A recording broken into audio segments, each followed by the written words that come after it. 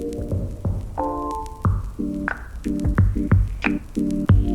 there, Helena here from Rit's creative team. This time I'm here to show you how to tie-dye with Rit DyeMore for synthetics.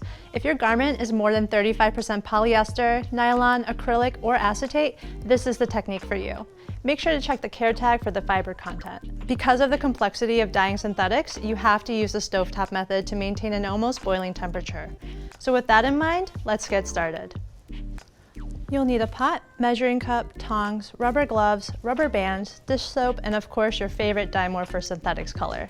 You can use it straight out of the bottle or check out our formulas on our website where you can create over 1,000 additional shades.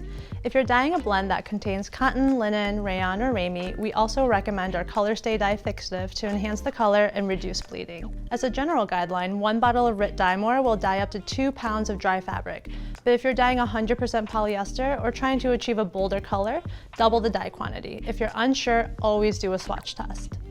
Before dyeing, pre-wash your item in warm soapy water. This helps to remove anything that may interfere with dye absorption. Now it's time to put the tie and tie-dye. The most popular techniques are swirl and scrunch, but we have tons of tutorials on our website.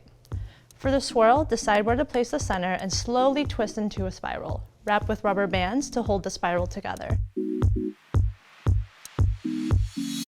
For scrunch, simply bunch up sections of the fabric and secure with rubber bands. Keep in mind that the tighter you tie it, the more white space you'll see in the final result. Now it's time to move on to dyeing. Fill your pot with enough water to fully submerge your bound item. Add 1 teaspoon of dish soap to promote level dyeing and heat water to just below boiling, around 200 degrees Fahrenheit. When water begins to simmer, add your well-shaken DyeMore and give it a good stir. We'll be using tropical teal and sapphire blue. Before dyeing your bound item, dampen it, and then you're ready to add it into the dye bath. Keep the temperature at a low simmer and be sure to stir slowly and continuously. When the desired color is achieved, remove it from the dye bath. Remember, it'll look darker when wet and will dry lighter. We'll set this aside for now.